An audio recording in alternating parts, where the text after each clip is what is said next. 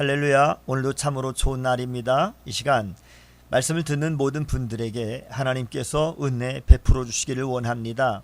저는 오늘 디도서 3장 1절에서 15절 말씀을 본문으로 성도의 삶이라고 하는 제목의 말씀을 전하려고 합니다.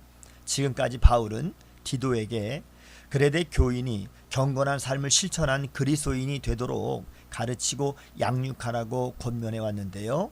바울은 이제 디도서를 마감하면서 교회를 섬기는 사역자가 어디에 집중해야 하는지에 대하여 강조하고 있습니다.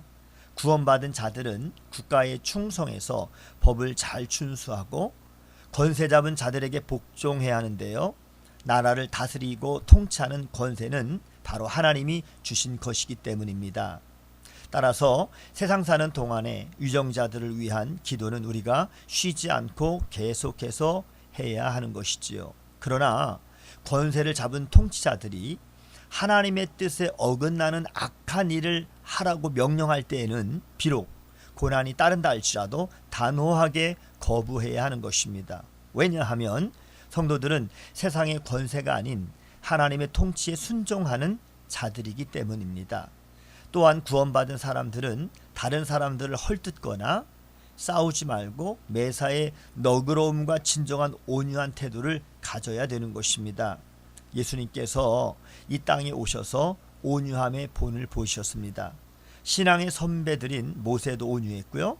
다윗도 온유했으며 스데반과 바울 등 모든 믿음의 선배들이 참으로 온유했습니다. 그러면 온유란 무엇일까요? 온유는 하나님을 믿는 자가 하나님의 형상을 따라 지음받은 사람들에게 대하여 예절과 친절함 그리고 오래 참음을 말하는데요. 성도는 언제 어디서나 온유한 태도를 결코 잊어서는 안 될 것입니다. 우리들은 구원받기 이전에 하나님을 알지 못하고 양심으로 전해지는 하나님의 뜻에 순종하지 않았으며 사탄에게 속아서 정욕과 향락의 종로로 타면서 악독과 투기를 일삼으며 살아왔습니다. 그렇게 사는 것이 죄인 줄도 몰랐기에 하나님을 찾지도 않고 그저 죄 가운데서 헤매이면서 비참한 삶을 살아왔는데요. 그렇게 살아왔던 삶을 우리는 기억해야 하는 것입니다. 그럴 때 비로소 하나님 앞에서 이전의 모습을 버리고 의롭고 경건하게 살 수 있는 것입니다.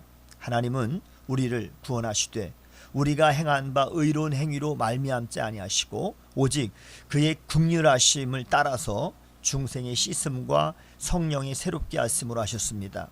사실상 우리가 구원을 받을 수 있었던 것은 믿는 것 외에는 아무것도 한 것이 없기에 구원은 전적인 하나님의 은혜요 성령의 새롭게 하심으로 다시 태어나 새로운 생명을 갖게 된 것입니다. 따라서 영생의 소망을 따라 상속자가 된 우리들은 성령님이 우리 안에 거하신다라고 하는 증거가 드러나도록 날마다 경건하고 선하게 살아야 하는 것입니다. 비록 이 땅에서의 삶이 힘들고 어렵고 고통스러울지라도 미래의 소망이 있기에 우리는 영원한 나라를 유업으로 받은 상속자로서의 품위를 유지해야 하는 것이지요. 바울은 디도에게 성도들로 하여금 조심하여 선한 일을 힘쓰게 하는 일이 아름다우며 유익한데 그것을 위해서 굳세게 말하라고 권면했습니다. 그리고 어리석은 변론과 다툼은 피하고 이단은 한두 번 훈계한 후에 멀리하라고 말하였습니다. 교회의 지도자들은 자주 만나서 말씀을 가르치는 일에 관하여 서로 권면하고 배워야 합니다. 또한 그렇게 배운 것으로 성도들에게 영적인 궁핍함이 없도록 열심히 가르치며 성도들은 그러한 지도자들을 여러 면으로 도와서 선한 일에 합력해야 하는 것입니다. 성도들은 하나님이 베푸신 사랑을 따라 어려울 때 서로 돕고 겸손한 마음으로 서로 섬겨야 하는 것입니다. 오늘도 좋은 날입니다. 증인으로서의 복된 삶을 사시기를 주님의 이름으로 축복합니다. 샬롬.